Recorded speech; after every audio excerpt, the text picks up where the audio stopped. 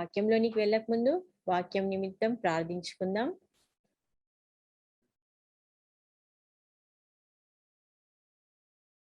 దయచేసి ప్రార్థనలు ఏకీభవించండి. పరిశుద్ధుడా, నీ పాదములకు వేలాది వందన స్తుతులు స్తోత్రం యేసయ్య తండ్రి. ఇదిగోనైనా ఇంతవరకునైనా మా స్తుతులపై ఆసీనుడవైనందుకు వందనాలు నైనా ప్రభా. ఇదిగోనైనా కొద్ది నిమిషాలు ప్రభా నీకు పరిశుద్ధ గ్రంథంలో నుండి వాక్యం ధ్యానించుండగా ప్రభా నీకు సన్నిధిని మాకు దయచేయమని ప్రార్థిస్తున్నాం నైనా. చేరి వచ్చినటువంటి ప్రతి బిడ్డకై నీ పాదములకు వేలాది వందన స్తుతులు స్తోత్రం యేసయ్య తండ్రి. అవునైనా నీ యొక్క వాక్యం మమ్మల్ని ఆదరిస్తుంది ప్రభా నా తండ్రి. నీకే వందనా స్తుతులు స్తోత్రం. ఇదిగోనైనా వాక్యం వినిచుండగా ప్రభా నీ యొక్క సన్నిధి ప్రభా ప్రతి ఒక్క బిడ్డ అనుభవించట కృపను అనుగ్రహించమని ప్రార్థిస్తున్నాం నైనా. యేసయ్య తండ్రి ఇదిగోనైనా మా యొక్క హృదయాలను మా యొక్క తలంపులన్నీ ఆ దినంలో ఉంచుకోమని ప్రార్థిస్తున్నాం నైనా. నీ యొక్క వాక్యంలోని మర్మాలను మేము తెలుసుకుంటే కృపను అనుగ్రహించండి ప్రభా. అవునా తండ్రి, మీరు మాట్లాడితే మాకు సంతోషం సమాధానం ప్రభా. అవునా తండ్రి, ఇదిగోనైనా మీ సన్నిధిలో గడిపిన సమయం ఎంతో శ్రేష్టమైనది ప్రభా యేసయ్య తండ్రి. అయినా నీకు పరిశుద్ధాత్మ సహాయం మాకు దయచేయండి. నీకు వాక్యం అర్థం చేసుకునే కృపను మాకు దయచేయమని ప్రార్థిస్తున్నాం నైనా. ఇదిగోనైనా సమయం అంతా నీ చేతికి అప్పగిస్తున్నాం ప్రభా. నన్ను నీ సిల్వ చాటున మరుగుపరచమని ప్రార్థిస్తున్నాం ప్రభా. నేను కాదు ప్రభా, నా ద్వారా మీరు మాట్లాడమని ప్రార్థిస్తున్నాం నైనా ప్రభా. ఈ సమయం అంతా నీ చేతికి అప్పగిస్తూ మీరే మహిమ ఘనత ప్రభావాలు పొందుమని నజరేయుడైన యేసుక్రీస్తు నామంలో ప్రార్థిస్తున్నాం తండ్రి. ఆమేన్, ఆమేన్, ఆమేన్.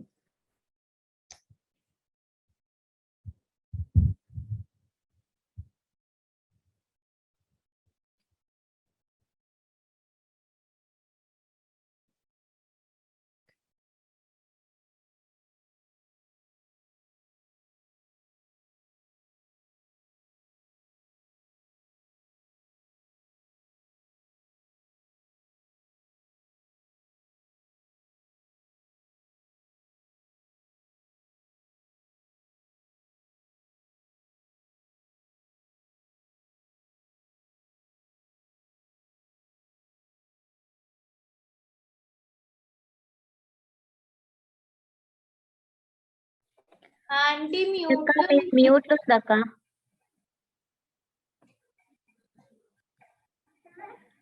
ప్రియక్క మీద మ్యూట్లు ఉంది ప్రియక్క. Okay okay.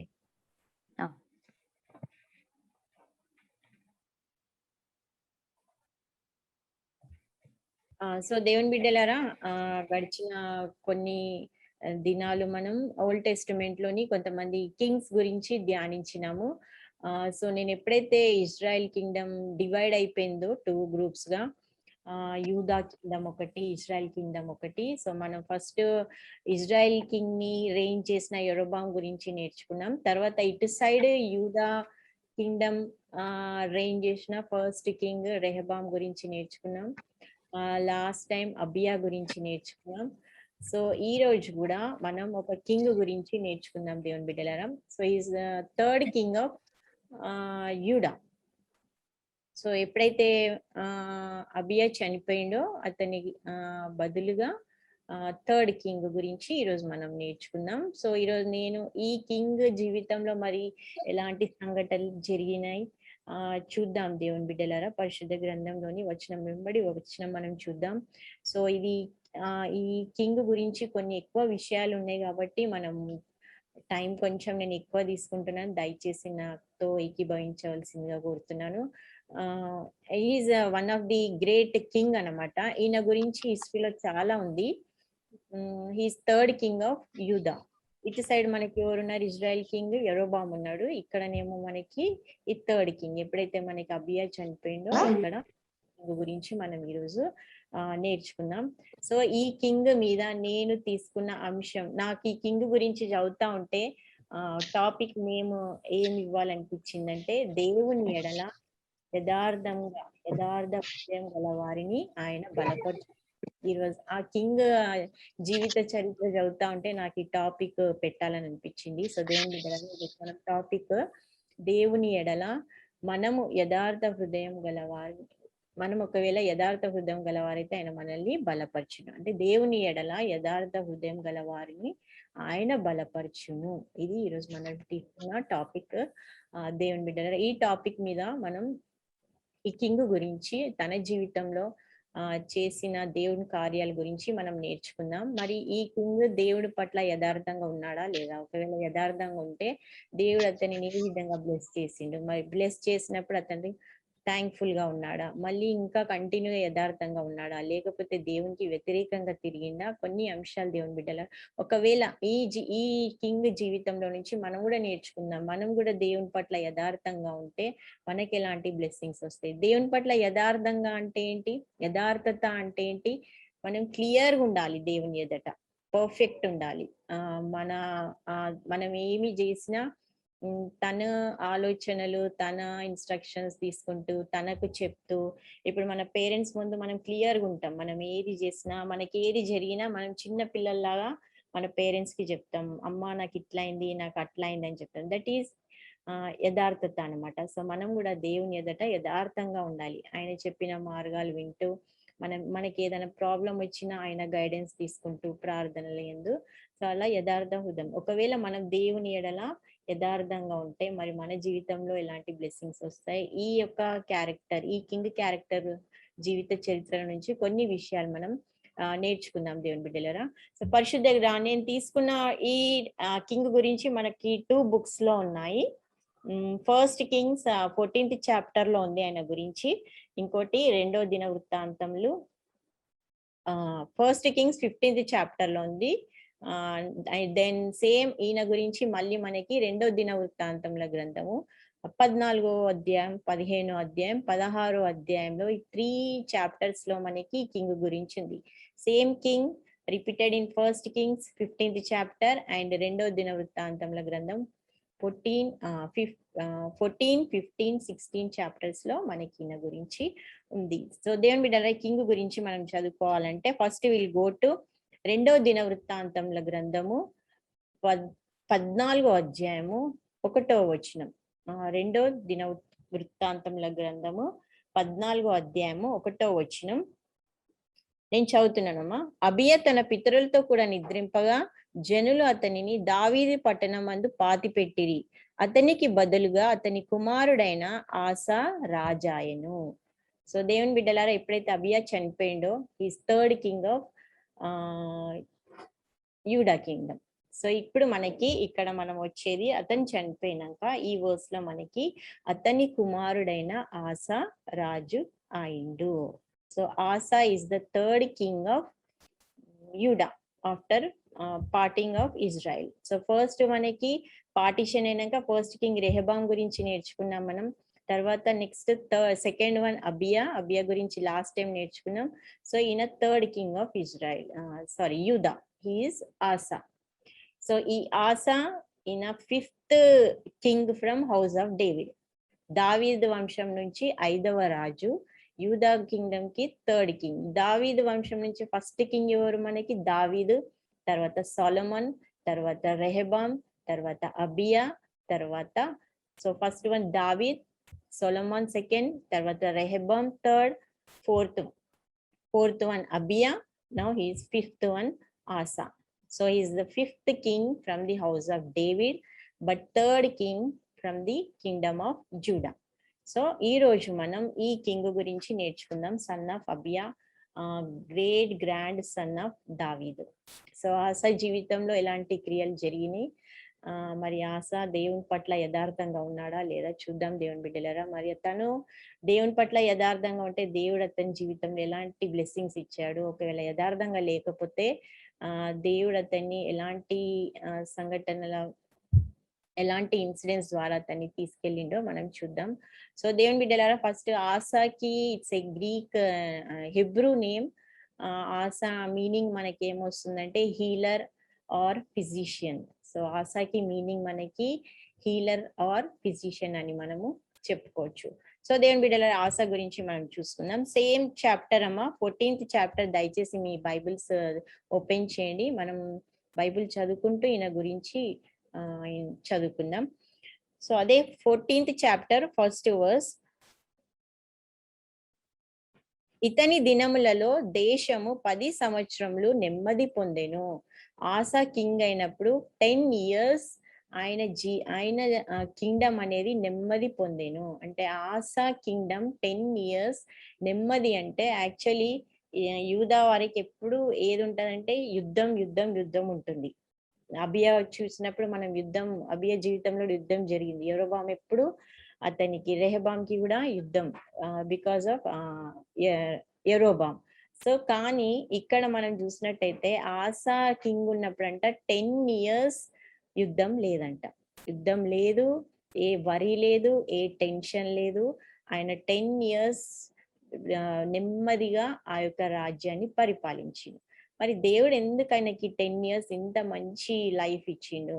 ఒక కింగ్డమ్ లో పీస్ ఉండాలంటే ఇట్స్ నాట్ ఏ మామూలు విషయం కాదు ఆ కాలంలో. ఎందుకంటే ఒక కింగ్డమ్ అనేది రేజ్ అవుతుందంటే శత్రువులు అదర్ కింగ్స్ వాళ్ళ పైకి యుద్ధానికి వస్తారు. కానీ జీవితంలో కింగ్ ఉన్నప్పుడు చూడండి దేవుని బిడ్డలో 10 years అనేది ఎలాంటి యుద్ధం లేదంట. నెమ్మది నెమ్మది నెమ్మది. అంటే యుద్ధం లేదు, కరువు లేదు, ఏమీ లేదు అక్కడ. సో ఏం చేసింది అంతగానం? దేవుడు అతన్ని 10 years నెమ్మది ఆ కింగ్డమ్ కి ఇచ్చిండు. మనం చూద్దాం దేవుని బిడ్డలారా. Same continue 3rd verse 2nd verse 14th chapter 2nd verse. ఆసా తన దేవుడైన యెహోవా దృష్టికి అనుకూలముగాను యథార్థంగాను నడిచిన వాడే. చూడండి, ఆసా అంట తన దేవుడైన యెహోవా దృష్టికి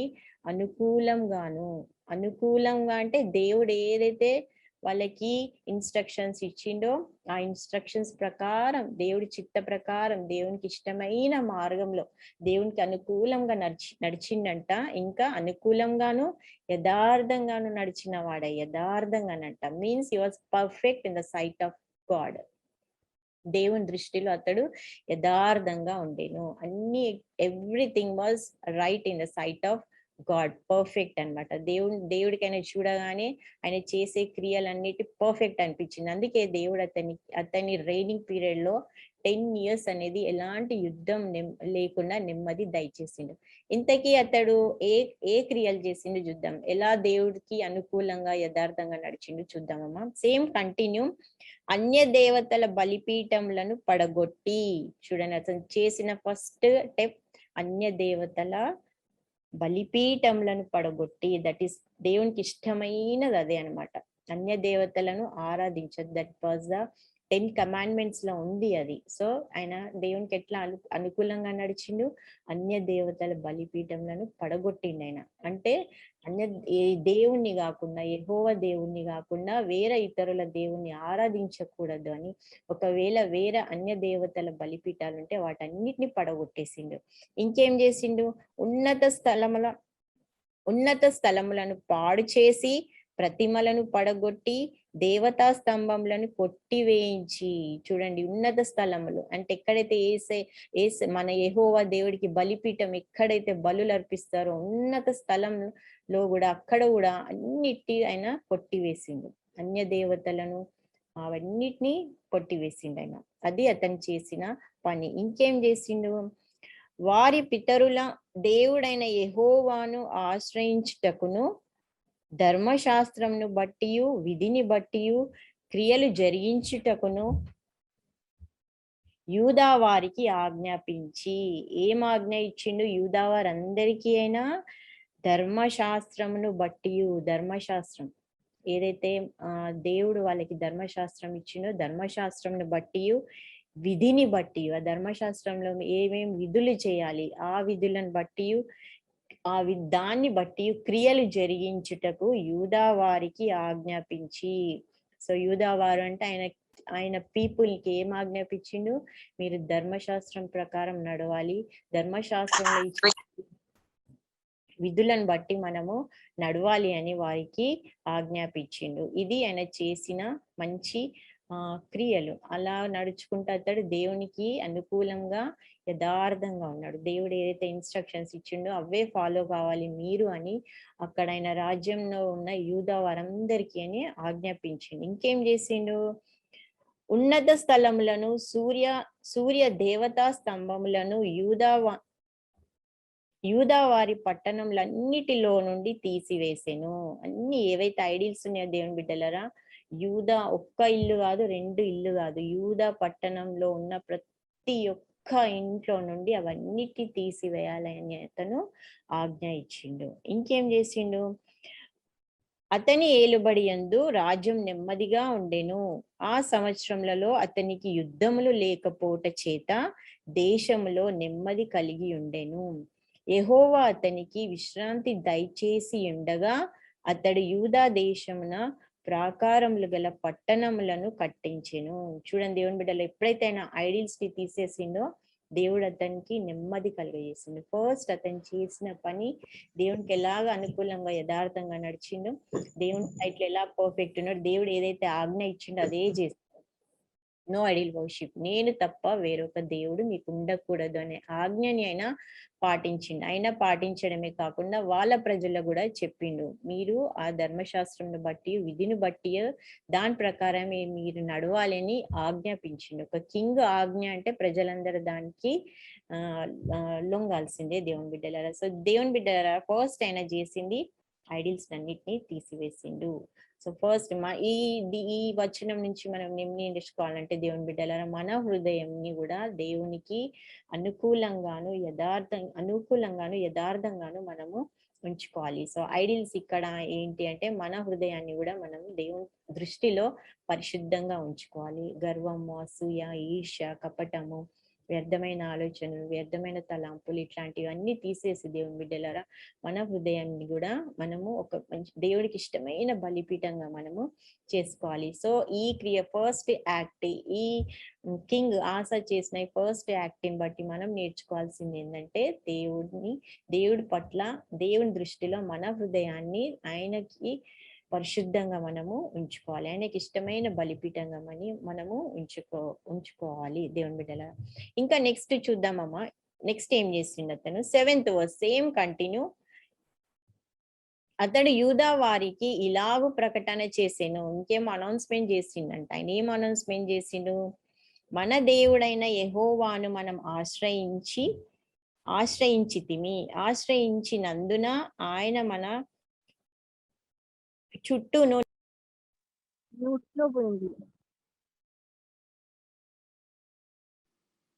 ఆంటీ వాయిస్ వస్తలేదు, మీరు మ్యూట్ లో ఉన్నారా ఆంటీ? 1 minute అమ్మా, ఒక్క నిమిషం, ఓకే. ఒక 2 minutes టైం ఇవ్వండి.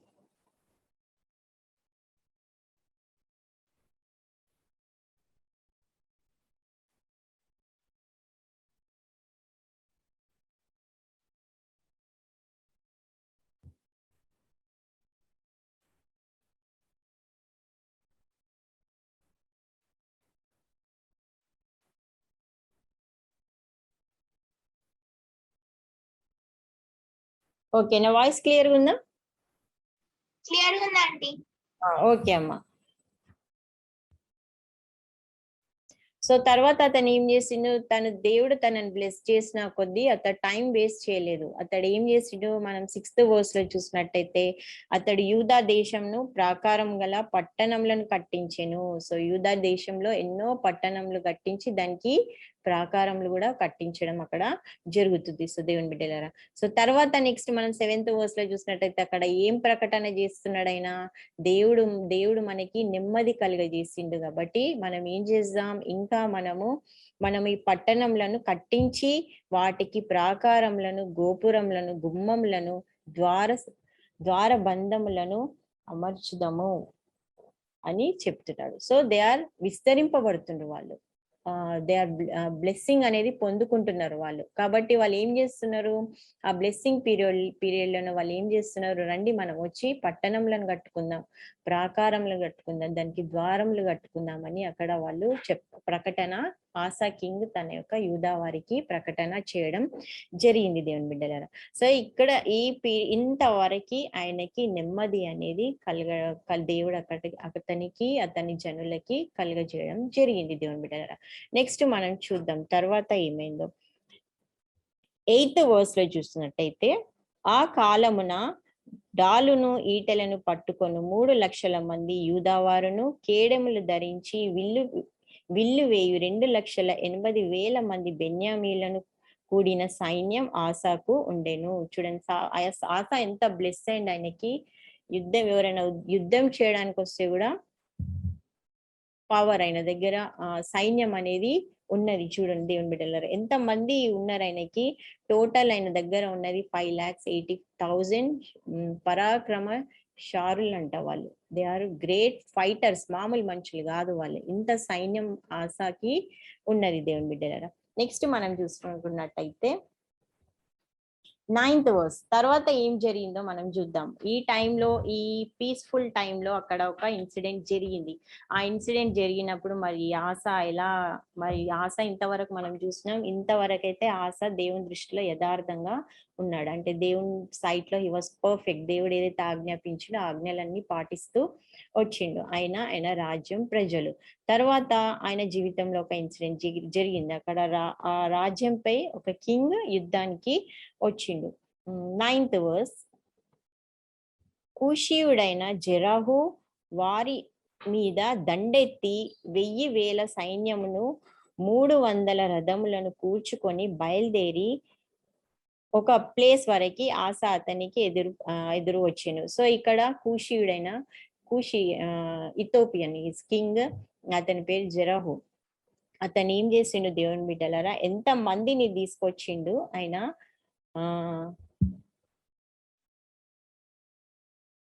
1,000 సైన్యం. 1,000 సైన్యం అంటే 1 crore సైన్యంని తీసుకొని వచ్చిండు. 300 రథములు.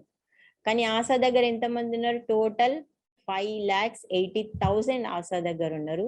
ఈయన ఎంత మందిని తీసుకొని వచ్చిండు యుద్ధంకి? 1 crore సైన్యంని తీసుకొని వచ్చి. ఈయన దగ్గర ఉన్న సైన్యం, ఆయన దగ్గర ఉన్నది వీరులు, పరాక్రమశాలురు ఆయన దగ్గర ఉన్నది. సో దేవుని బిడ్డలారా, ఇంత సైన్యం, ఇంత పెద్ద సైన్యం వచ్చింది. మరి ఆసా పరిస్థితి ఎలా ఉండాలి? సో డబుల్ కాదు, త్రిబుల్ కాదు, ఎంత మంది, ఎంత రేషియోలా మొత్తం ఆ యొక్క కింగ్, జెరాహు కింగ్ ఇతని మీదకి యుద్ధం చేయడానికి వచ్చిండు. చూడండి దేవుని బిడ్డలారా. సో అక్కడ ఏం జరుగుతుంది? మనకి ఇంత పెద్ద సైన్యం వస్తే ఆసాని వారు అతన్ని ఓడించవచ్చు. ఓడించి అతని క్యాప్టివిటీలో తీసుకోవచ్చు, బంధకంలో తీసుకోవచ్చు. సో అలాంటి పరిస్థితిలో చూడండి బిడ్డ, అతను ఏం చేసిండో చూద్దాం మనం. 14th same 11th verse. ఆస తన దేవుడైన యెహోవాకు మొర్రపెట్టి. చూడండి, ఆస డిఫికల్ట్ టైంలో మరి తన పరిస్థితిని చూడలేదు, తన సిచ్యువేషన్ చూడలేదు, మరి తన దగ్గర ఇంత సైన్యం ఉన్నదని కూడా చూడలేదు అతను. సో మన జీవితంలో కూడా దేవుని బిడ్డలారా, ఇలాంటి భయంకరమైన పరిస్థితులు, మన అవుట్ ఆఫ్ కంట్రోల్లో ఉన్న సిచ్యువేషన్స్ మన జీవితంలో ఎదురైనప్పుడు మనం ఏం చేయాలా? భయపడకుండా, అటు ఇటు చూడకుండా, పరిస్థితిని చూడకుండా, సిచ్యువేషన్ ని చూడకుండా, మళ్ళీ మన పరిస్థితిని చూసుకుంటూ డౌన్ కాకుండా మనం ఏం చేయాలి? దేవునికి మొర్రపెట్టాలి. సో అక్కడ ఆస చేసింది, మొర్రపెట్టిండు దేవునికి. So he was perfect in the sight of lord. యథార్థంగా ఉన్నాడు. ఎలా యథార్థంగా ఉన్నాడు? మనకు బైబిల్ వర్స్ ఉంది, ఆపత్కాలంలో నీవు నాకు మొర్రపెట్టుము అనే వర్స్ ఉంది. సో ఆస కూడా సేమ్ దేవుడు మాటని, అక్కడ ఆజ్ఞని అక్కడ పాటిస్తూ వస్తున్నాడు. సో ఎప్పుడైతే అతనికి డిఫికల్ట్ టైం వచ్చిందో ఆస ఏం చేస్తున్నాడు? అతడు దేవునికి మొర్రపెట్టి యెహోవా ప్రార్థన చేస్తున్నాడు. చూడండి, ఆయన మొర్ర పెట్టడం అంటే ఎలుగెత్తి ప్రార్థన చేస్తున్నాడు. ఏం ప్రార్థన చేస్తున్నాడు చూడండి. ఆయన దేవుణ్ణి ఎట్లా మెన్షన్ చేసుకుంటూ, ఎట్లా ఆయన వర్డ్స్ చూడండి దేవుని బిడ్డలో చాలా బ్యూటిఫుల్ గా ఉన్నాయి. ప్రేయర్ చాలా బ్యూటిఫుల్ గా ఉంది. యెహోవా విస్తారమైన సైన్యం చేతిలో ఓడిపోకుండా బలము లేని వారికి సహాయం చేయుటకు నీకన్నా ఎవరును లేరు. ఎంత మంచి వర్డ్స్ తో దేవుణ్ణి ప్రేజ్ చేస్తున్నాడు. దేవా నాకు విజయం ఇయ్యు, నాకు జయమి అని అంటలేడు. అక్కడ దేవుణ్ణి ఎట్లా ఆయన అడ్రస్ చేస్తున్నాడు చూడండి. ఆయనకి ఎంత విశ్వాసం, ఎంత నమ్మకం ఆయనకి. ఆయన అడ్రస్సింగ్ చూడండి దేవుని బిడ్డల ఎంత చాలా బాగుంది. యెహోవా విస్తారమైన సైన్యం చేతిలో, అక్కడ సైన్యం విస్తారంగా ఉంది. ఈయన 5 lakhs, అక్కడ 1 crore. వారి చేతిలో ఓడిపోకుండా బలము లేని వారికి, ఆయనకు బలం లేదు. 1 lakh people ముందు 5 lakhs people బలం ఎంత కూడా ఇది తక్కువ చాలా.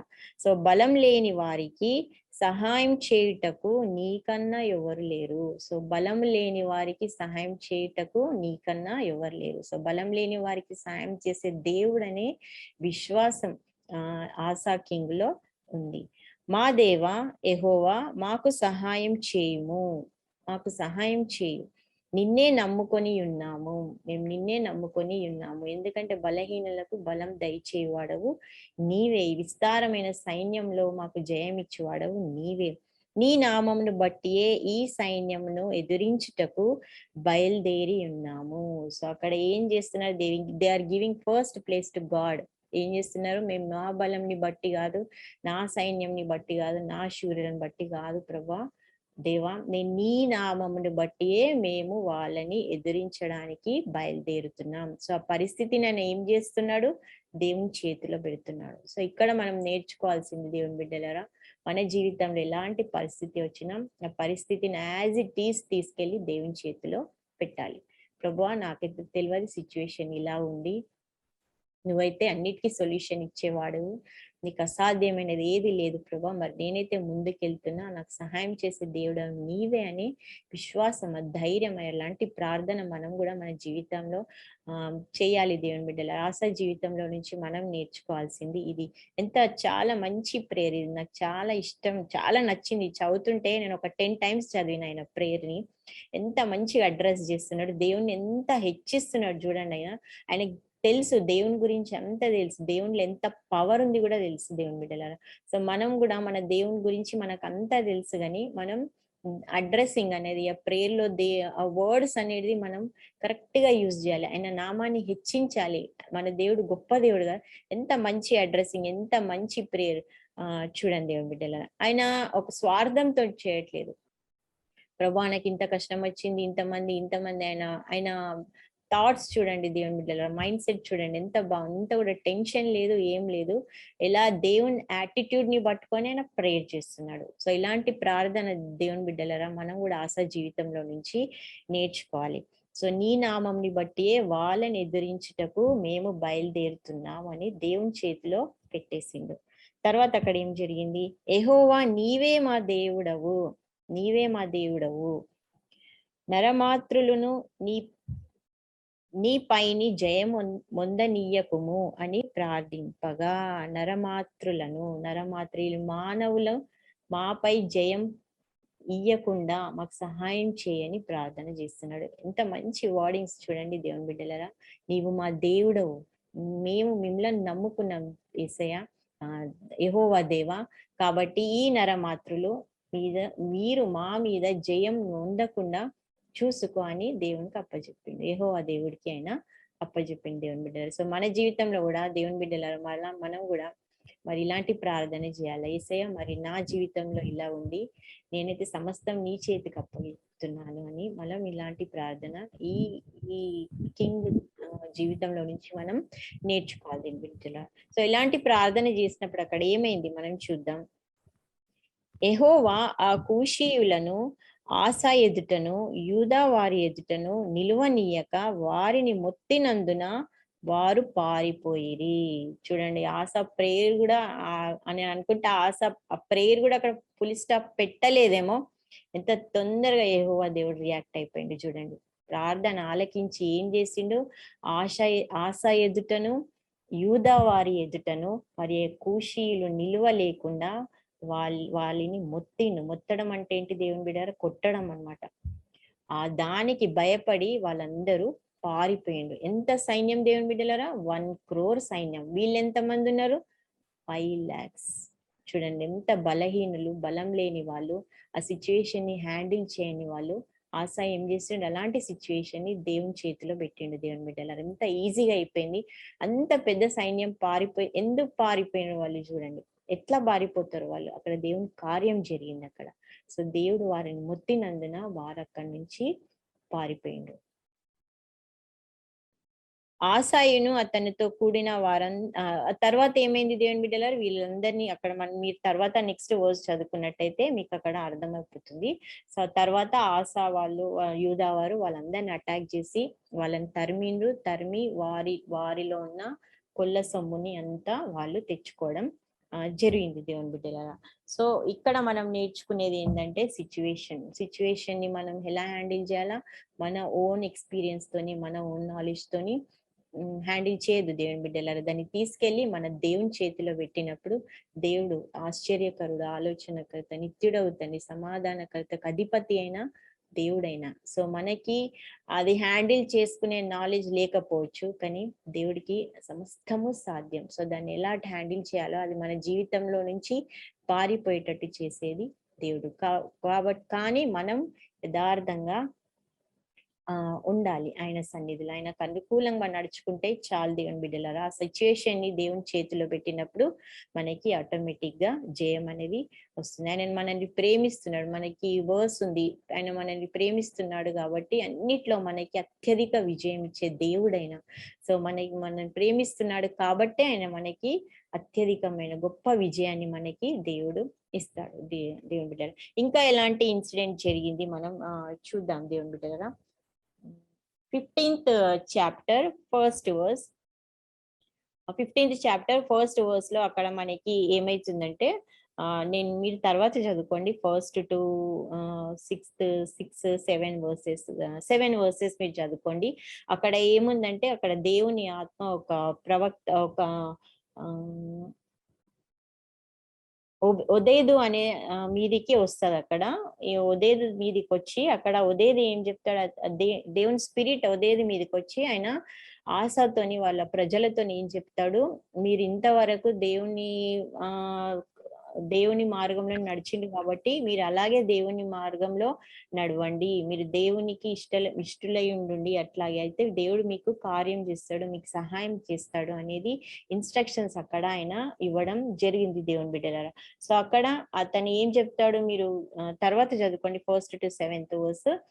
అక్కడ ఏం చెప్తాడు, అన్యజనులు మాత్రం అక్కడ చాలా డిస్టర్బెన్స్ ఉంది, కానీ మీ రాజ్యంలో నెమ్మది ఉన్నది, మీరు ఇలాగే కంటిన్యూ చేయండి, దేవుణ్ణి వెతకండి, దేవుని వెతకిన యెడల ఆయన మీకు ఉత్తరం ఇచ్చును అనేది ఇన్స్ట్రక్షన్స్ ఇస్తాడు. ఆయన ఇచ్చినప్పుడు ఆశ ఏం చేస్తాడు, మరి దేవుని ఆత్మ అతని మీదకి వచ్చినప్పుడు అతని ఆత్మ ద్వారా ఏదైతే చెప్పిండో దేవుని బిడ్డలారా, ఆశ దాన్ని ఏం చేసిండు, రిసీవ్ చేసుకున్నాడు. రిసీవ్ చేసుకొని అతను ఏం చేసిండు తర్వాత మనం చూసినట్టయితే 8th verse నుంచి మనం చూసినట్టయితే దేవుని బిడ్డలారా, ఇంకా యూదా వారికి యూదా పట్టణం వాళ్ళకి ఏం అనౌన్స్ చేసిండు, మీరందరూ ఇంకా దేవుణ్ణి ఆరాధించాలి, ఇదే దేవుణ్ణి ఆరాధించాలి, ఇంకా మీ గృహాలలో ఏదైనా ఇంకా విగ్రహాలు ఏదైనా ఉంటే అవన్నిటిని మీరు తీసివేయాలని అక్కడ ప్రజలకి ఇన్స్ట్రక్షన్ ఇవ్వడం జరిగింది దేవుని బిడ్డలారా. సో ఇక్కడ మనం చూసినట్టయితే ఆశలో ఉన్న ఇంకో బెస్ట్ క్వాలిటీ ఏంటంటే దేవుని బిడ్డలారా, అతడు దేవుడు ఎవరైతే మాట్లాడుతున్నాడో దేవుని బిడ్డలారా వారికి రెస్పెక్ట్ ఇచ్చే కింగ్ గా ఉంటున్నాడు ఆయన. సో ఇక్కడ ఒదేదుకి దేవుని ఆత్మ వచ్చి ఆయన ఏదైతే చెప్పడం జరిగిందో సో దాన్ని అతడు రిసీవ్ చేసుకున్నాడు. సో మనం కూడా దేవుని బిడ్డలారా దేవుని మాటలను మనం కూడా రిసీవ్ చేసుకోవాలి, దాని ప్రకారం మనము నడవాలి. అందుకే ఇంత బ్లెస్సింగ్ ఆశకి అతని కింగ్డమ్ కి దేవుడు అతనికి ఇవ్వడం జరిగింది. సో ఇక్కడ మీరు 1st to 7th verse మొత్తం చదువుకోండి దేవుని బిడ్డలారా, అక్కడ మొత్తం అదే ఉంది. అంటే వేరే ఆశ కింగ్డమ్ లో ఉన్న నెమ్మది శాంతి వేరే ప్రాంతాలలో లేదు, మీరు ఇలాగే దేవుణ్ణి ఫాలో కండి అని అక్కడ ఈ ఒదేదు ఆశాకి చెప్పడం జరుగుతుంది. తర్వాత మీరు మళ్ళీ 8th 9th 8th verse లో మనం చూద్దాం. ప్రవక్త అయిన ఓదేదు ప్రకటించిన ఈ మాటలు ఆశ విన్నప్పుడు అతడు ధైర్యం తెచ్చుకొని యూదా బెన్యామీల దేశమంతటి నుండి ఎఫ్రాయిము తాను పట్టుకొనిన పట్టణంలో నుండి హేయములైన విగ్రహములన్నిటినీ తీసివేసి, చూడండి దేవుని బిడ్డలు, తాను ఏదైతే పట్టణంలో పట్టుకున్నాడో ఇక్కడ అందులో నుంచి కూడా హేయమైన విగ్రహములను అతను తీసివేసిండు. So he's following the instruction of ఒదేదుతో ఎవరు మాట్లాడింది, దేవుడు మాట్లాడింది, దేవుని ఆత్మ అతనితో మాట్లాడింది. He was a prophet. So ఆ ప్రవక్త ఏదైతే చెప్పినో దేవుని బిడ్డలారా ఇంకా అతడు ఆ ప్రవక్తను ఫాలో అవుతూ ఇంకా ఇంకా ఇంకా ఏమైనా విగ్రహాలు ఉన్నాయా మీ దాంట్లో నుంచి తీసివేయండి అని అక్కడ చెప్పడం జరుగుతుంది దేవుని బిడ్డలారా. సో ఇక్కడ మనకి తీసివేసి యెహోవా మంటపము ఎదుటను యెహోవా బలిపీఠంలను మరలా కట్టించి, సో అక్కడ ఇంకా ఏం చేస్తున్నాడైనా బలిపీఠం కట్టిస్తున్నాడు. ఎంత గ్రేట్ వర్క్ హీఈస్ డూయింగ్. అనుకూలంగా దేవునికి అనుకూలంగా నడుస్తున్నాడు, యథార్థంగా నడుస్తున్నాడు. అది కష్టం వచ్చినప్పుడు యథార్థంగా దేవునికి ప్రార్థన చేస్తున్నాడు. కష్టం వచ్చినప్పుడు యథార్థంగా దేవునికి మొర్ర పెడుతున్నాడు దేవుని బిడ్డలు. మరి ఎప్పుడైతే కష్టం వెళ్ళిపోయిందో దేవుని బిడ్డలు అప్పుడు కూడా యథార్థంగా ఉన్నాడు దేవునికి. ఏదైతే ప్రవక్త చెప్పిండో ఆ ఇన్స్ట్రక్షన్స్ ని ఫాలో అయితే ఇంకా ఆయననే కాదు, ఆయన ప్రజలకు కూడా ఇన్స్ట్రక్షన్ ఇస్తున్నాడు. మీరు ఇవన్నిటిని తీసివేయండి అని చెప్పి అక్కడ ఇంకా బలిపీఠంలు కట్టి మరి అక్కడ అతను బలిని అర్పించడం మనం చూస్తున్నాం దేవుని బిడ్డలారా. సో ఇక్కడ మీరు ముందు ఇంకా చదువుకున్నట్టయితే అమ్మా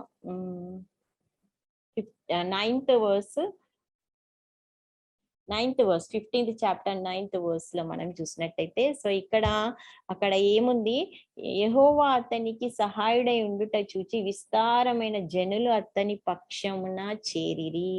సో ఆసా కింగ్డమ్ అంటే యూడా కింగ్డమ్ లో రెడ్డే గోత్రంలో నేను ముందు కూడా చెప్పిన యూదా గోత్రం, ఇంకోటి బెన్యామీన్ గోత్రం, వీళ్ళిద్దరే. మిగతా వాళ్ళంతా ఎటు వెళ్ళిపోయిండ్రు? 10 గోత్రంలో యెరోబాం దగ్గరికి వెళ్ళిపోయిన దేవుని బిడ్డలారా. సో ఎప్పుడైతే ఈ 10 గోత్రంలో వారు మరి ఆసాకి దేవుడు ఎలాగో సహాయం చేస్తున్నాడో చూసి వాళ్ళు కూడా అందరంట ఈయన దగ్గరికి వస్తున్నారు. చాలా మంది ఈయన దగ్గర క్లియర్ గా అక్కడ ఉంది చూడండి దేవుని బిడ్డలారా. విస్తారమైన జనులు అతని పక్షమున చేరిరి. విస్తారమైన, తక్కువ ఉండే, అక్కడ 1 crore ఉండే, ఇక్కడ 5 lakhs ఉండే. ఓకే, యుద్ధశూరులు ఓకే, కానీ అక్కడ జనాభా కూడా తక్కువ ఉండొచ్చు. కానీ చూడండి, ఆ 10 గోత్రంలో నుంచి ఉన్న వాళ్ళు ఏం అబ్జర్వ్ చేసిండ్రు? ఆశ ఇంతగానం బ్లెస్ అవుతున్నాడు, ఆ రాజ్యం ఇంత ప్రశాంతంగా ఉన్నది, నెమ్మదిగా ఉన్నది, మేము అటు వెళ్ళిపోతామని అనేక మంది అతని పక్షంన వచ్చి చేరింది దేవుని బిడ్డలారా. ఎంత యథార్థమైన హృదయం అంటే దేవుడు చూడండి ఎలాంటి బ్లెస్సింగ్స్ విస్తరింపజేస్తున్నాడు దేవుడు అతన్ని జనులతో. అతని రాజ్యాన్ని కూడా విస్తరింప చేస్తున్నాడు. నెక్స్ట్ వన్ మనం చూసినట్టయితే 19th, మీ ఇదంతా నెక్స్ట్ ఇవన్నీ చదువుకోండి అమ్మ వర్సెస్. సేమ్ ఇంకా అతను ఏమేమి మంచి కార్యాలు చేసిండో అక్కడ ఉంది అనమాట. చేరి వచ్చిన వాళ్ళందరికీ కూడా అతను ఏమి ఇన్స్ట్రక్షన్ ఇస్తున్నాడు? ధర్మశాస్త్రంను పాటించాలి, విగ్రహాలను ఏమన్నా ఉంటే మీ ఇంట్లో నుంచి, మీ గృహాల నుంచి ఏదైనా ఉంటే అవన్నిటిని కొట్టివేసేయండి, అవన్నిటిని మీరు తీసివేసేయండి అని అక్కడ వాళ్ళకి, ఎవరైతే కొత్తగా మళ్ళీ యెరోబాం నుంచి ఇక్కడికి వచ్చిందో వాళ్ళకి కూడా ఇన్స్ట్రక్షన్ ఇవ్వడం జరుగుతుంది. ఎందుకంటే అతడి యథార్థమైన వాడు కాబట్టి అతను ఒకటే చెప్తున్నాడు, దేవుడి మార్గంలో నడవాలి, దేవుని చెప్పిన విధులను గైకొనాలి అనేది ఒకటే ఎయిమ్ అనమాట. సో ఎవరైతే నూతనంగా కొత్తగా వచ్చిండ్రో వాళ్ళందరికీ అలాంటి ఇన్స్ట్రక్షన్సే ఆశ ఇవ్వడం జరుగుతుంది. నెక్స్ట్ మనం చూసినట్టయితే 16th to 19th verse లో మనం అక్కడ చూసినట్టయితే దేవుని బిడ్డ, నేను బ్రీఫ్ గా చెప్తున్నాను, మీరు తర్వాత రాసుకొని ఇది మొత్తం డీటెయిల్ గా చదవండి దేవుని బిడ్డలారా. సో 16 to 19 మనం చూసినట్టయితే అక్కడ ఆశా వాళ్ళమ్మ మయాక, ఈమె ఒక ఐడిల్ ని పెట్టుకొని వర్షిప్ చేస్తూ ఉంటుంది. సో ఆమె క్వీన్ అనమాట. సో అక్కడ ఆశ అది గమనించి, ఆశాది మెయిన్ గోల్ ఐడిల్స్ అన్నిటిని తీసేయడం అనమాట. విగ్రహాలన్నిటిని తీసివేసి, ఉన్నత స్థలంలో ఉన్న యొక్క విగ్రహాలన్నిటిని తీసివేసి బలిపీఠం కట్టించి మరి యెహోవా దేవుడికి బలి అర్పించడం, అదే అతను రాజ్యంలో చేస్తున్నాడు. అతని రాజ్యంలో వారికి ఇన్స్ట్రక్షన్ ఇస్తున్నాడు. ఎవరైతే నూతనంగా చేరినో వాళ్ళకు కూడా అదే మాట అక్కడ ఆయన చెప్తున్నాడు. కానీ అతని ఇంట్లో నేను అబ్జర్వ్ చేసింది ఏంటంటే వాళ్ళ అమ్మ మాయక కూడా అక్కడ ఒక ఐడిల్ వర్షిప్ చేస్తున్నది దేవుని బిడ్డలరా.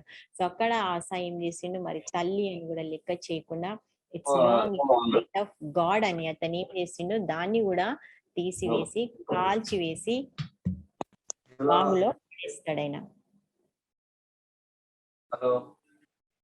దయచేసి మ్యూట్ లో ఉంచండి ప్లీజ్. ఎవరు అంటే Aruna Kumari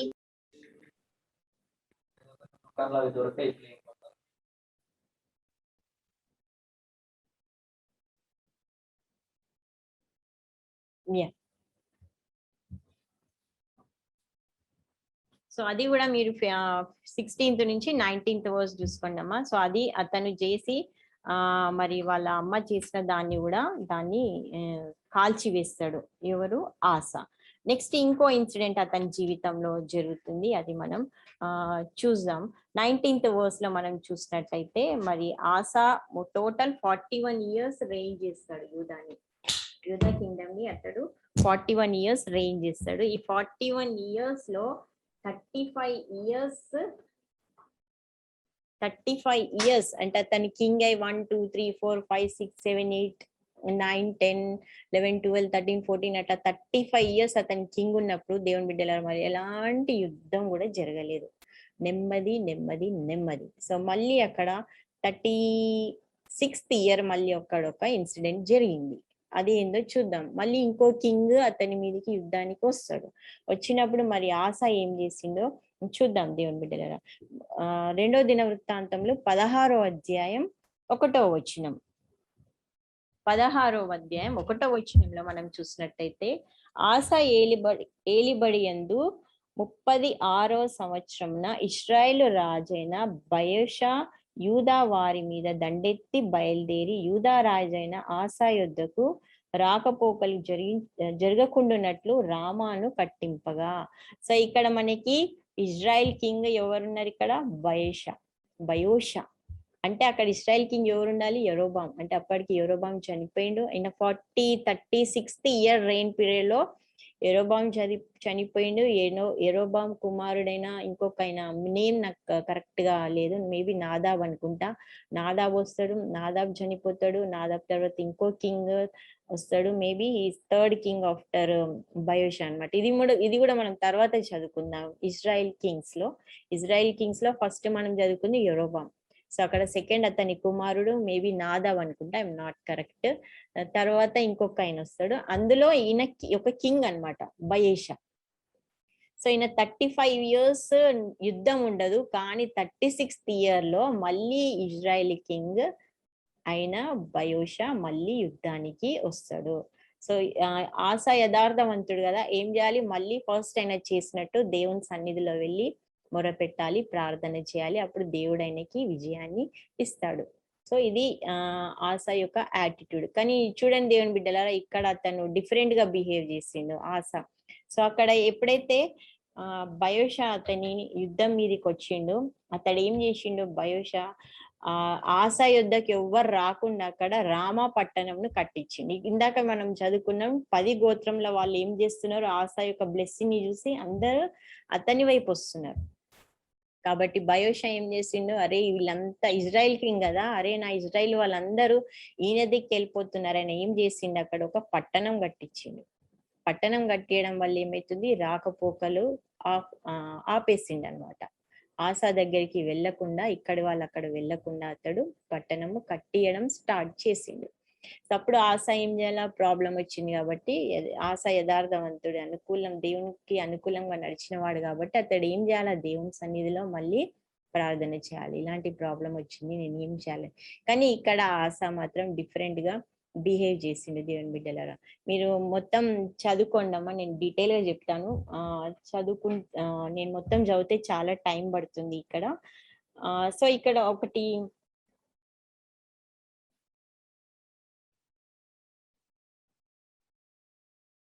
okay, second verse లో అతను ఏం చేసిండు చూడండి. ఆస ఏం చేస్తున్నాడు? దేవునికి మొర పెట్టాలి కదా, ఇక్కడ ఏం చేస్తున్నాడు? ఆస యెహోవా మందిరం మందు రాజనగరం మందును ఉన్న బొక్కసములలోని వెండి బంగారములను తీసి, చూడండి దేవుని బిడ్డలారా ఏం చేస్తున్నాడు ఇక్కడ? అక్కడ పోయి ప్రార్థన చేయక, దేవుని మొర పెట్టక, అక్కడ ఏం చేస్తున్నాడు? దేవుని మందిరంలో ఉన్న బొక్కసములంలో ఉన్న వెండి బంగారములను తీసి ఏం చేసిండు అతను?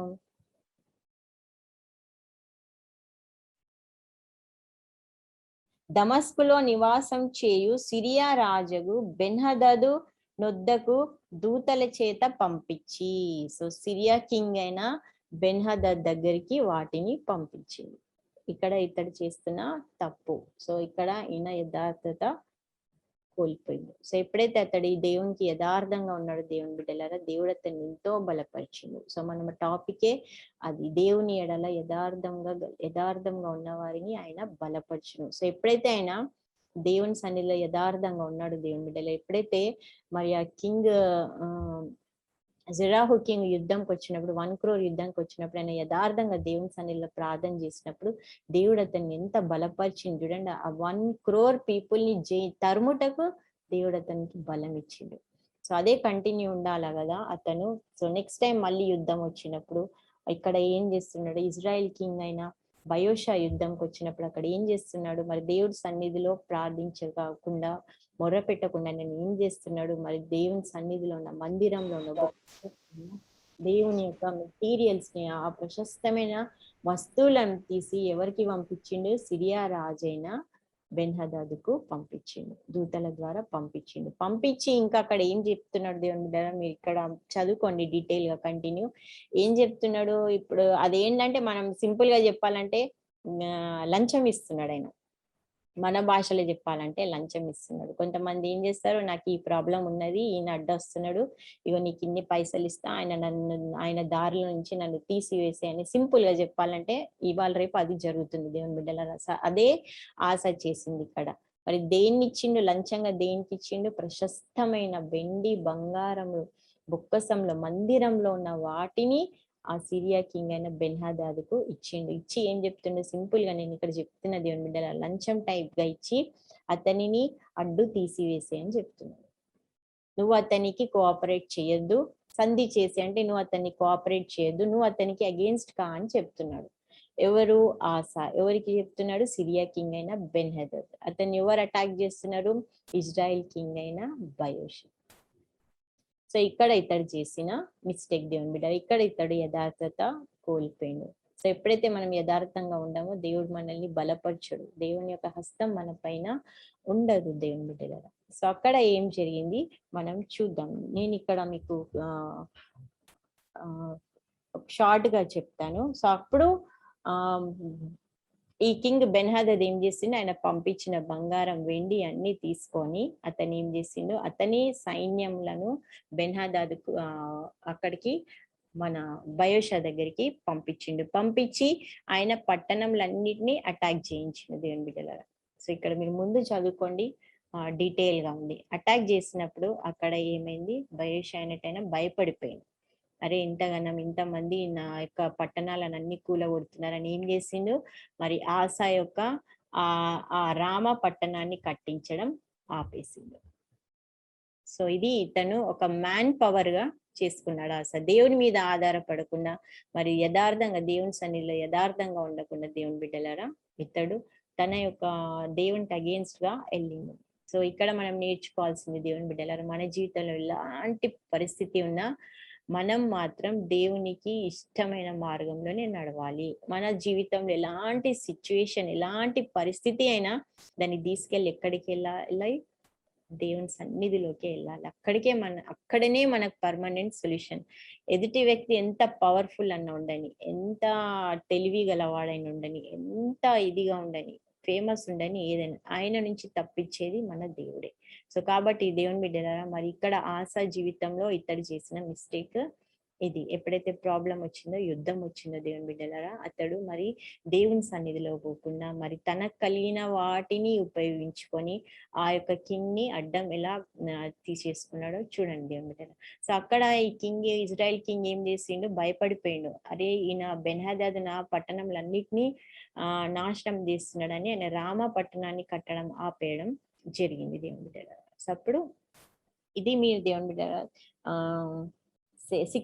సిక్స్త్ వర్స్ వరకు చదువుకోండి. 16th chapter 1st 6th verse వరకు మీకు అందులో డీటెయిల్ గా ఉంది. సో మరి ఆశ ఏమనుకుంటాడు, క్లెవర్ గా దేవుడు చూస్తలేడు, నేను ఏదైనా చేసుకోవచ్చు, నా మ్యాన్ పవర్ తోని, నా దగ్గర ఉన్న ఆస్తితోని, నా దగ్గర ఉన్న సొమ్ముతోని నేను ఎవరినైనా కొనొచ్చు, ఎవరు అడ్డం వస్తే వాళ్ళని అడ్డం తీసేయొచ్చు అని అనుకున్నాడు. కానీ దేవుడి దృష్టి అందరి మీద ఉంటుంది. సో అక్కడ చూసేది ఎవరు, యెహోవా దేవుడు. అది చూసిండు, ఆశ ఏదైతే చేసిండో అది దేవుడు చూసిండు. సో చూద్దాం దేవుడు బిడ్డరా నెక్స్ట్ ఏమైందో. 7th వర్స్, ఆ కాలమందు దీర్ఘదర్శి అయిన హనానీ యూదా రాజైన ఆసా యొద్దకు వచ్చి అతనితో ఇలాగూ పంపించిండు దేవుడు. మళ్ళీ దీర్ఘదర్శి అంటే హి సీడ్ ప్రాఫిట్. ప్రాఫిట్స్ అన్ని చూస్తారు, వాళ్ళకి అన్ని తెలుస్తాయి, ఏం చేస్తున్నారు, ఎలా చేస్తున్నాడు, ఏమి ఇచ్చి చేస్తున్నాడు. సో పాత నిబంధనలు వాళ్ళని దీర్ఘదర్శి అని అంటారు. దీర్ఘదర్శి లైక్ మైక్రోస్కోప్ అనమాట. మైక్రోస్కోప్ లో కూడా అన్ని చూస్తారు, చిన్న సెల్స్ కూడా కనబడని కూడా పెద్దగా కనబడతాయి. ప్రవక్తలకు కూడా అన్ని కనబడతాయి. మనం దాచిపెట్టిన మిస్టేక్స్ కూడా వాళ్ళకి దేవుడు బయలుపరుస్తాడు, వాళ్ళే ప్రవక్తలు అన్నమాట. సో ఇక్కడ హాసా అనుకుంటాడు, నేను మంచి ఎస్కేప్ అయిపోయినా, కొల్ల సొమ్ము ఇచ్చి దేవుని మందిరంలో ఉన్న అన్ని ప్రశస్తమైన ఇచ్చి ఆ యొక్క ఎనిమి నుంచి నేను తప్పించుకున్నా అనుకుంటున్నాడు. కానీ సో దేవుడు అక్క ఎవరిని పంపించిండు? దీర్ఘదర్శి అయిన హనానీని పంపించి నువ్వు పోయి ఆశా యుద్ధకి ప్రకటన చెయ్యు అని చెప్తున్నాడు. సరే ఇక్కడ మనం చూద్దాం దేవుని బిడ్డ, దేవుడు మరి హనానితోని ఆశకు ఏం చెప్పించిండో చూద్దాం మనం. 10th verse అమ్మా. ఇలాగు ప్రకటించెను, నీవు నీ దేవుడైన యెహోవాను నమ్ముకొనక సిరియా రాజును నమ్ముకొంటివే. ఫస్ట్ వర్స్, నీవు నీ దేవుణ్ణి నమ్ముకొనలేదు. సిరియా రాజు ఎవరు? బెన్హదద్ నమ్ముకున్నాను. అంటే ఈ సిచ్యువేషన్ నుంచి నేను తప్పించేది బెన్హదద్ అనుకున్నావు కదా, మందిరంలో ఉన్న కొల్ల సొమ్మునిచ్చి అతన్ని యూజ్ చేసి మరి ఇజ్రాయెల్ కింగ్ నుంచి మనం తప్పించుకుందాం అనుకున్నాం కదా. చూడండి దేవుని బిడ్డల, దేవుడు ఎంత అన్ని చూస్తున్నాడు అక్కడ, అన్ని చూసి ప్రవక్తను పంపించి ఆయనకు వార్నింగ్ కూడా ఇస్తున్నాడు. అక్కడ చూడండి, నేను ఎంత క్లియర్ గా ఆ మాట వింటుంటేనే మనకు భయం అవుతుంటది. నువ్వు దేవుణ్ణి నమ్ముకొనక సిరియా రాజుని నమ్ముకుంటివి. సిరియా రాజు యొక్క సైన్యము నీ వశం నుండి తప్పించుకొని పోయేను. సిరియా రాజు నీ సన్నిధి నుంచి పోయింది. ఓకే, నువ్వు అంటే నువ్వు ఆ ప్రాబ్లం సొల్యూషన్ అయిపోయింది అని అనుకున్నావు, కానీ బహు విస్తారమైన రథములను గుర్రపు రౌతులను గల కూషీయులను ఇంకో సైన్యం కూడా గొప్ప దండే వచ్చి తిరిగి కదా. ఆయన ప్రీవియస్ ది గుర్తు చేస్తున్నాడు చూడండి. కూషీలు 1 crore గొప్ప సైన్యమైన కూషీలు అతని కలిసి ఇంకో రాజుతో కూడా వచ్చినప్పుడు, అయినను నీవు యెహోవాను వచ్చి తిరిగి కదా, అయినను అప్పుడైనా ఏం చేసిండు? నీవు యెహోవాను నమ్ముకొని నందున ఆయన వారిని నీ చేతికి అప్పగించెను. అంత గొప్ప సైన్యం వచ్చినప్పుడు నువ్వు యెహోవాను నమ్ముకున్నప్పుడు నీ చేతికి వారిని అప్పగించిండు, అంటే నీకు జయం ఇచ్చిండు. ఇక్కడ ఏం చెప్తున్నాడు? తన ఎడల ఎందుకు ఇచ్చిండు నీకు అప్పుడు? ఎందుకంటే నువ్వు దేవుణ్ణి నమ్ముకున్నావు, ఆ టైంలో నువ్వు దేవుణ్ణి ప్రార్థన చేసినావు, దేవుణ్ణి మొర్ర పెట్టినావు. తన ఎడల యథార్థ హృదయం గల వారిని బలపరచుటకై, చూడండి, తన ఎడల యథార్థ హృదయం గల వారిని బలపరచుటకై యెహోవా కనుదృష్టి లోకమంతటా సంచారం చేయుచున్నది అంట. దేవుని బిడ్డ, యెహోవా దృష్టి అంతా ఎవరి మీద ఉంటదంట? తన ఎడల యథార్థం గల వారి మీద ఉంటదంట. యథార్థం గల వారిని దేవుడు ఏం చేయాలనుకుంటాడంట? వాళ్ళని బలపరచాలనుకుంటాడంట. సో కన్ను దృష్టి యెహోవా, నువ్వేమనుకుంటున్నావు? బెన్హదీని అడ్డం పెట్టుకొని ఎస్కేప్ అయిదాం అనుకుంటున్నావు, కానీ దేవుని కన్ను దృష్టి లోకమంతటా ఉంటది. ఎవరైతే ఆయన యథార్థంగా వెతుకుతారో వాళ్ళని బలపరుస్తాడు. నీకు ఎప్పుడైతే ఫస్ట్ కింగ్ అటాక్ చేసినప్పుడు నువ్వు దేవుని యథార్థంగా వెతికినావు, దేవుని గొప్ప విజయాన్ని ఇచ్చిండు. కానీ నువ్వు సెకండ్ టైం మాత్రం నువ్వు దేవుని ఎదుట యథార్థంగా లేవు. ఇంకా ఏం చెప్తున్నాడు? నీవు మతి తప్పి ప్రవర్తించితివి గనక ఇది మొదలుకొని నీకు యుద్ధములే కలుగును. చూడు, నువ్వు మతి తప్పి నడుచుకుంటివి, దేవునికి అనుకూలంగా నడుచుకోలేదు, నువ్వు ఫూలిష్, యు బికేమ్ ఫూల్ అన్నమాట, నడుచుకుంటే కాబట్టి నీకు ఇక ముందట యుద్ధములే. అయిపోయింది దేవుని బిడ్డల. సో యుద్ధములే అంటే యుద్ధంలో వస్తాయి, కానీ దేవుడు అక్కడైనని బలపరచుడు. ఎందుకంటే ఆయన హృదయం దేవుని సన్నిధిలో యథార్థంగా లేదు. ఎప్పుడైతే దేవుని సన్నిధిలో యథార్థంగా ఉండేటో దేవుడు అతన్ని బలపరిచి ఆ యొక్క గొప్ప సైన్యం ముందు అతనికి విజయం ఇచ్చిండు. కానీ ఎప్పుడైతే ఇతడు దేవునికి యథార్థంగా లేడో దేవుని బిడ్డలారా, చూడండి, యుద్ధములు స్టార్ట్ అయినాయి. 35 years దేవుడు అతనికి నెమ్మది కలిగజేసిండు. 35 years, 41 years అతను రెయిన్ చేసిండు. హాఫ్ కాదు, మోర్ దెన్ 80% ఆఫ్ ఇయర్స్ దేవుడు అతన్ని బ్లెస్ చేసిండు. 36th year మాత్రం అతడు దేవునికి అనుకూలంగా నడవలేదు, యథార్థంగా నడవలేదు. దేవుని బిడ్డల, ఇంకో లాస్ట్ ఇన్సిడెంట్ ఆయన జీవితంలో అయింది దేవుని బిడ్డల, అదొకటి చూసుకొని మనం ముగించుకుందాం. ఆ దీర్ఘదర్శి అట్లు ప్రకటించినందుకు ఆశ అతని మీద కోపగించి రౌద్రం చూపి అతనిని బందీ గృహంలో వేసెను. ఇంకో మిస్టేక్ చూడండి, కనీసం వార్నింగ్ ఇచ్చినప్పుడన్నా, మరి దేవా నాకు తప్పైంది, నువ్వు నాకు ఇంత సహాయం చేసినావు, మరి నేను ఫుల్ గా బిహేవ్ చేసినా, నన్ను క్షమించు. మరి ప్రవక్త అయిన హనాని వచ్చినప్పుడు మరి ప్రవక్త నాకు సొల్యూషన్ చూపెట్టు, దాన్ని ఏం చేయాలని అడగాల్సింది. అతన్ని ఏం చేస్తున్నాడు? అతని మీద కోపం, రౌద్రం కోపం కూడా కాదు, రౌద్రం అంటే ఇక హారర్ అనమాట. అయిపోయి తను ఏం చేసింది, బందీ గృహంలో వేసి ఇంకా అక్కడ మనం ముందు చదివినట్టంటే ఇంకా చాలా మందిని కూడా అక్కడ అతను బాధపరిచిండు అనమాట. ఆశ దేవుని బిడ్డలారా. సో ఇక్కడ అతడు హృదయం దేవుని ఎదుట యథార్థంగా లేదు. సో యథార్థంగా లేదు కాబట్టి ఇంకా ఆయనకు ముందు లైఫ్ లో ఏ సిచ్యువేషన్స్ వచ్చినా దేవుడు అతనికి సహాయం చేయడు, అతనిని బలపరచడు. తర్వాత ఏమైందో చూద్దామమ్మా. ఆస తన ఏలుబడి యందు 39వ సంవత్సరమున, సో 39th ఇయర్, ఇంకా లాస్ట్ 2 years ఉన్నాయి, 39, 40, 41. He rain 41 years. 41 years లో 35 years నెమ్మదిగా పోయింది. 36th ఇయర్ ఎప్పుడైతే ఇజ్రాయెల్ కింగ్ అటాక్ చేసిండో అక్కడ బెన్హదద్ హెల్ప్ తీసుకొని అతడు యథార్థం కోల్పోయిండు. తర్వాత హనాని ఇన్స్ట్రక్షన్ ఇచ్చిండు, కాషన్ ఇచ్చిండు, అది కూడా ఫాలో కాలేదు. కనీసం ఇప్పుడైనా తన హృదయాన్ని యథార్థంగా దేవుని వైపు తిప్పుకోలేదు. అతన్ని కోపగించి అతన్ని బందీ గృహంలో వేసిండు. తర్వాత 39వ సంవత్సరం, 39th ఇయర్ అక్కడ ఏమైంది చూడండి దేవుని బిడ్డలారా. 35వ సంవత్సరంలో పాదములలో జబ్బు పుట్టి తాను బహు బాధపడినను దాని విషయంలో అతడు యెహోవా యొద్ద విచారణ చేయక వైద్యులను పట్టుకొనెను. చూడండి, అతనికి పాదములు కాళ్ళ దగ్గర అతనికి జబ్బు పుట్టి తాను బహు బాధపడినను, బహు అంటే చాలా బాధపడినను, ఇప్పుడు కూడా అంత బాధ కలిగినను దేవుని బిడ్డల అతను దేవుని సన్నిధిలో పోలేదు, యెహోవా సన్నిధిలో పోలేదు, యెహోవాని మొరపెట్టలేదు, ప్రార్థన చేయలేదు. యాటిట్యూడ్ ఎందుకు అట్లా చేంజ్ అయిందో మరి మనకి తెలియదు. ఆ యాటిట్యూడ్ ఫస్ట్ లో యథార్థంగా ఉండే, తర్వాత ఎందుకు అతని బిహేవియర్, మరి దేవుడు అంతా బ్లెస్ చేసినప్పుడు తను బ్రతికిన దినములన్నీ తను రెయిన్ చేసే పీరియడ్ అంతా యథార్థంగా ఉండాలి కదా దేవుని బిడ్డలు. మరి ఎందుకు అతడు అలా అయిపోయాడు మనకి తెలియదు. మానవ యాటిట్యూడ్ అంతే. సో మనం కూడా దేవుని బిడ్డల ప్రార్థన చేసుకోవాలి, ప్రభువా నేను బ్రతికిన దినములన్నీ నీ దృష్టిలో నేను నీకు యథార్థంగా ఉండాలి. మనం యథార్థంగా ఉంటే చాలు దేవుని బిడ్డలారా. ఎట్లాంటి సిచ్యువేషన్ వచ్చినా సిచ్యువేషన్ లో మనల్ని బలపరిచేది దేవుడే, మనకు బలం ఇచ్చేది దేవుడే, దాన్ని హ్యాండిల్ చేసేది దేవుడే, దాంట్లో నుంచి మనకు బయటికి తెచ్చేది దేవుడే, దాంట్లో మనకు విజయం ఇచ్చేది దేవుడే. మరి ఆశ ఎందుకు ఇట్లా అయిపోయాడో మనకైతే తెలియదు. కానీ ఎప్పుడైతే యథార్థత కోల్పోయాడో దేవుని బిడ్డలారా, యుద్ధాలు, రోగాలు కూడా రావడం జరిగింది. కనీసం ఇప్పుడైనా దేవుని సన్నిధిలో పోయి, మరి దేవుడు యెహోవా రాఫా కదా, స్వస్థపరిచే దేవుడు కదా, మరి అది కూడా అతను దేవుని సన్నిధిలో పోయి దాని గురించి ప్రార్థన చేయలేదు, మొరపెట్టలేదు. ఒకవేళ తను మళ్ళీ యథార్థంగా ప్రవర్తించినాడు, దేవుడు అతన్ని మళ్ళీ క్షమించి తనకు ఆరోగ్యం ఇచ్చేవాడు. మన దేవుడు గొప్ప దేవుడు, క్షమించే దేవుడు, కరుణ వాత్సల్యత గల దేవుడైన. సో ఇప్పుడు ఈ సమయంలో కూడా అతను దేవుని సన్నిధికి పోలేదు. ఇక్కడ ఎంత క్లియర్ గా ఉంది చూడండి దేవుని బిడ్డలారా. అతడు యెహోవా యొద్ద విచారణ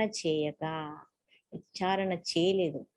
అక్కడ ఉదేదు ప్రవక్త ఏం చెప్తాడు, మీరు దేవుని ఎడల విచారణ చేస్తే ఆయన మీకు ఉత్తరం ఇస్తాడని చెప్పిండు వాళ్ళకి. మీరు ఇదే ఫాలో కండి అని చెప్తాడు. కనీసం ఆ ప్రవక్త చెప్పింది కూడా స్టార్టింగ్ లో ఒప్పుకున్నాడు, ఒబ్బేయండు, మళ్ళీ తర్వాత డిసోబే అయ్యండి దేవుని బిడ్డలారా. సో దేవుని యొద్దకు, యెహోవా యొద్దకు పోయి విచారణ కూడా చేయలేదు, ఆ ప్రాబ్లం కూడా చెప్పలేదు.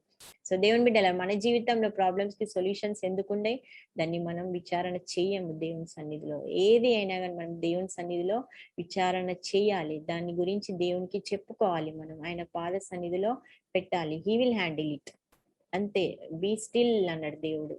I know that I am your God. Still గా ఉండాలి మనం, ఆయన చేతికి అప్పగించాలి అంతే. చిన్నపిల్లలు చూడండి దేవుని బిడ్డ, ప్రాబ్లమ్స్ అలా పేరెంట్స్ కి చెప్తారు, ప్రశాంతంగా ఉంటారు. మమ్మీ ఇట్లా అట్లా అట్లా అంటారు, ప్రశాంతంగా ఉంటారు. మనం కూడా దేవుని బిడ్డలు దాని గురించి వరి కావాల్సిన అవసరం లేదు. మనం దేవుని సన్నిధులు ఆయన హస్తానికి అప్పచెప్పాలి, ఆయన చూచుకునే దేవుడైన. సో వైద్యులను పట్టుకొనేను, చూడండి నేను ఫిజిషియన్స్ దగ్గరికి పోయిండు. సో అక్కడ ఆశ అంటేనే ఫిజిషియన్, హీలర్, ఆయన పేరే అది. అక్కడ పోయిండు, వైద్యుల దగ్గరికి పోయిండు. కానీ అతనికి ఆ గాయం, అతను ఎన్ని ఇయర్స్ సఫర్ అయ్యిండు, 39th ఇయర్ లో వచ్చిందంటే 41 నియర్లీ 3 years దేవుని బిడ్డలారా ఆ యొక్క జబ్బుతోనైనా బాధపడిండు. అంతే నొప్పితో బాధపడుతూ అతడు చనిపోయిండు.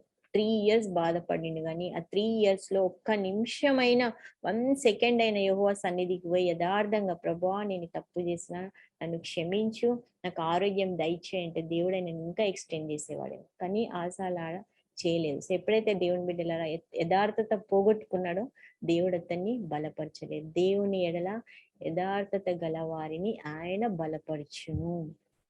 సో ఎప్పుడైతే ఈయన దేవుని సన్నిధిలో యథార్థంగా ఉన్నాడో, అనుకూలంగా ఉన్నాడో, నమ్మకంగా ఉన్నాడో దేవుడు అతన్ని చాలా బలపరిచిండు. అంత గొప్ప సైన్యం మీద కూడా జయం ఇచ్చిండు, బలం ఇచ్చిండు దేవుని బిడ్డల. కానీ ఎప్పుడైతే అతడు దేవుని సన్నిధిలో పోలేదో, యథార్థంగా పోలేదో దేవుని బిడ్డల, దేవుడు చేతులు ఎత్తేసిండు. అందులో ఇంటర్ఫియర్ కాలేదైనా 3 years అతను సఫర్ అయిండు కానీ దేవుని సన్నిధిలో విచారణ చేయలేదు. తర్వాత ఏమైంది? 13th verse, ఆస తన పితరులతో కూడా నిద్రించి తన ఏలిబడి యందు 41వ సంవత్సరంన మృతి నొందగా. So 41st year reigning period అయిన 41st year దేవుని బిడ్డలారా అతడు మృతి చెందింది. 39th year జబ్బు వచ్చింది. 39th year, 40th year, 41st year 3 years suffer అయింది కానీ ఆయన తన హృదయాన్ని మార్చుకోలేదు. ఆ యథార్థంగా దేవుని ఎదుట ప్రవర్తించలేదు కాబట్టి దేవుడు అక్కడ అతనిని బలపరచలేదు కాబట్టి అదే డిసీజ్ తోని అతను మృతి చెందడం మనం అక్కడ చూస్తున్నాం దేవుని బిడ్డలరా. సో ఇది దేవుని బిడ్డలరా ఆస జీవితంలోని కొన్ని విషయాలు మీ ముందు ఉంచాలని నేను అనుకున్నాను. సో యూదా కింగ్, థర్డ్ కింగ్, మనం యూదా కింగ్స్ లో ఫస్ట్ కింగ్ నేర్చుకున్నాం రెహబాం, సెకండ్ కింగ్ అబియా గురించి నేర్చుకున్నాం, థర్డ్ వన్ ఆసా గురించి నేర్చుకున్నాం. నెక్స్ట్ నాకు ఎప్పుడన్నా టైం దొరికితే ఆసా మృతి చెందిండు కదా, అతని కుమారుడు యెహోషాపాత్ గురించి అందరికి చాలా తెలిసి వాజ్ గ్రేట్ కింగ్. ఆసా కూడా చరిత్రలో మంచి పేరు ఉంది దేవుని బిడ్డలారా. కానీ లాస్ట్ 3-4 years లోనే తను యథార్థత పోగొట్టుకొని మరి దేవుని యొక్క కృపను అంటే దేవుని యొక్క బలమును పొందలేక ఆ డిసీజ్ తోనే చనిపోవడం జరిగింది దేవుని బిడ్డలారా. సో ఇక్కడ మనం కొన్ని పాయింట్స్ నేర్చుకోవాల్సింది ఆసా జీవితంలో నుంచి అంటే always be perfect in the sight of God. దేవుని దృష్టిలో యథార్థంగా మనము ఉండాలి. సో దేవుని బిడ్డలారా మనము ఇప్పుడు ఆరాధించే తండ్రి కుమార పరిశుద్ధాత్మ దేవుని, సో పరిశుద్ధాత్మ సన్నిధిలో దేవుని బిడ్డలారా మనం యథార్థంగా ఉండాలి. యథార్థంగా మన హృదయంని ఆయనకి ఇష్టమైన బలిపీఠంగా చేసుకోవాలి దేవుని బిడ్డ. ప్రాబ్లం వచ్చినా మరి ఆసా ఫస్ట్ లో దేవుని ఎలా మొర్రపెట్టింది, ఎలా ప్రార్థించింది, చాలా బ్యూటిఫుల్ ప్రేయర్ చేసింది దేవుని బిడ్డలారా. అలాంటి మంచి మళ్ళీ చివర్లో ఎందుకు అలా అయిందో తెలియదు. సో అలాంటి ప్రార్థన మనం కూడా నేర్చుకొని సో మన జీవితంలో ఎప్పుడు దేవుడికి యథార్థంగా ఉంటూ ఆయన మనని బలపరిచే దేవుడు కాబట్టి ఆయన బలం పొంది మరి ఈ భూమి మీద ఉన్నంత కాలం మనం అన్ని విషయంలో విజయం పొందే బిడ్డలుగా ఉండాలని ఆశ జీవితంలో నుంచి మనం కొన్ని విషయాలు నేర్చుకోవాల్సిందే బిడ్డలారా. ప్రార్థించుకుందాం వాక్యం నిమిత్తం. పరిశుద్ధుడా నీ పాదములకు వేలాది వందన స్తుతులు స్తోత్రం యేసయ్య తండ్రి. మరి ఇంతవరకు వాక్యం ద్వారా మాట్లాడిన విధానం బట్టి నీ పాదములకు వేలాది వందన స్తుతులు స్తోత్రం. అవును యేసయ్య తండ్రి, మీ యొక్క కనుదృష్టి ప్రభా భూమి అంతటా ఉంటుంది ప్రభా యేసయ్య తండ్రి. మీరు ఎవరైతే ప్రభా మీ ఎడల యథార్థంగా ఉంటారో ప్రభా వారిని బలపరచుటకే ప్రభా లోకం అంతటా నీ యొక్క కనుదృష్టిని ఉంచుతున్నావు ప్రభా యేసయ్య తండ్రి. మరి మేము ప్రభా యేసయ్య తండ్రి ఇదిగోనైనా ఈ విన్న వాక్యం నీ బిడ్డను బట్టి నీ పాదములకు వందన స్తుతులు స్తోత్రం ప్రభా. ఇదిగోనైనా మేమందరం ప్రభా ఈ భూమి మీద ఉన్నంత కాలం ప్రభా యేసయ్య మీకు యథార్థంగా మేము జీవించట కృపను అనుగ్రహించమని ప్రార్థిస్తున్నాం ప్రభా. ఒకవేళ మేము యథార్థంగా ఉంటే నీవు మమ్మల్ని బలపరిచే తండ్రివినైనా. అవును ప్రభా యేసయ్య తండ్రి, మరి మా జీవితాల్లో ప్రభా మాకు వచ్చే సమస్యలను చూసి ప్రభా మేము బలహీనం అయిపోతాం ప్రభా యేసయ్య తండ్రి. మేము అలాంటి సమయంలో ప్రభా నీ దృష్టిలో మేము యథార్థంగా ఉండుటకు మాకు సహాయం చేయాలి. అలాంటి కృప మాకు దయచేయమని ప్రార్థిస్తున్నాం ప్రభా. యథార్థంగా ఉంటే చాలు ప్రభా యేసయ్య, నీవే మాకు బలం ఇచ్చే తండ్రి, మీరే మాకు జయం ఇచ్చే తండ్రినైనా నీకే స్తుతి స్తోత్రం. ఇదిగోనైనా ప్రభా ఈ విన్న ప్రతి ఒక్క కుటుంబాన్ని దీవించండి ప్రభా, ఆశీర్వదించమని ప్రార్థిస్తున్నాం ప్రభా. ఇంతవరకు ప్రభా ఓపికగా విన్నారు ప్రభా, నీకే వందన స్తుతులు స్తోత్రం ప్రభా. ప్రతి ఒక్క బిడ్డకు ప్రభా అవును ప్రభా వీరి యథార్థ హృదయం కలవారు కాబట్టే ప్రభా ఇంత సమయం నీ యొక్క సన్నిధిలో నీ యొక్క వాక్యం వింటున్నారు ప్రభా యేసయ్య తండ్రి. మరి ముందు కూడా ప్రభా యేసయ్య తండ్రి ఎల్లప్పుడూ ప్రభా వారి హృదయాలు మీ దృష్టిలో యథార్థంగా ఉండట కృపను అనుగ్రహించమని ప్రార్థిస్తున్నాం ప్రభా. మరి ఏ బిడ్డ సమస్యతో ఉంటుందో ప్రభా నీవు ఎరిగింటున్నావు ప్రభా. యథార్థంగా ఉంటే చాలు ప్రభా, నీవు మాకు జయం ఇచ్చే తండ్రి, నీవు మాకు బలం ఇచ్చే తండ్రినైనా. ఇదిగోనైనా ప్రతి ఒక్క బిడ్డను దీవించండి, ఆశీర్వదించండి, వారి కుటుంబాలను దీవించి ఆశీర్వదించమని ప్రార్థిస్తున్నాం నైనా ప్రభా. విన్న వాక్యం ప్రభా మరి నూరంతలు మా యొక్క హృదయంలో ఫలించుట కృపను అనుగ్రహించమని ప్రార్థిస్తున్నాం. నీకే మహిమ ఘనత ప్రభా. ముందు సమయం అంతా నీ చేతికి అప్పగిస్తున్నాం ప్రభా. యేసయ్య తండ్రి మీరే మాట్లాడండి ప్రభా. యేసయ్య తండ్రి మరి ఎలాంటి ఆటంకం జరగకుండా ప్రభా మరి ఏ బిడ్డనైనా ఏ ఆశతో మరి నా దేవుడు నాతో ఏం మాట్లాడతాడని ఆశతో ఉంటున్నారు ప్రభా. యేసయ్య తండ్రి నీవు సమస్తం ఎరిగిన గొప్ప తండ్రివినైనా ప్రభా మీరు బిడ్డలతో మాట్లాడమని ప్రార్థిస్తున్నాం నైనా. ఇదిగోనైనా మా ముందు సమయం ప్రభా మరి బ్రదర్ నవీన్ వచ్చుచుండగా ప్రభా ఆ బిడ్డని దీవించండి, ఆశీర్వదించండి ప్రభా. ఆ యొక్క బిడ్డ ద్వారా అనేక విషయాలు ప్రభా బయలుపరచమని ప్రార్థిస్తున్నాం నైనా. దీని ద్వారా ప్రభా మా యొక్క జీవితాలు ప్రభా మీకు మహిమకరంగా మారుట కృపను అనుగ్రహించమని ప్రార్థిస్తున్నాం నైనా. ముందు సమయం అంతా నీ చేతికి అప్పగిస్తూ మీకే మహిమ ఘనత ప్రభావాలు చెల్లిస్తూ నజరుడైన యేసుక్రీస్తు నామంలో ప్రార్థిస్తున్నాం తండ్రి. ఆమేన్ ఆమేన్ ఆమేన్. సో థ్యాంక్ యూ దేవుని బిడ్డలారా, థ్యాంక్ యూ సో మచ్.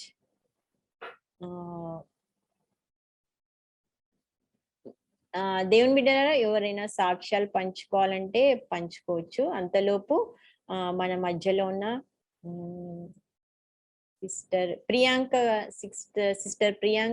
ఒక స్పెషల్ సాంగ్ పాడతారు. బిందు తర్వాత బిందు. ప్రియాంక సిస్టర్ మీరు రెడీ ఉన్నారా? అమ్మా పాడమ్మా. ప్రియాంక సిస్టర్ తర్వాత బిందు పాడతారు. తర్వాత ఎవరైనా సాక్ష్యాలు ఉంటే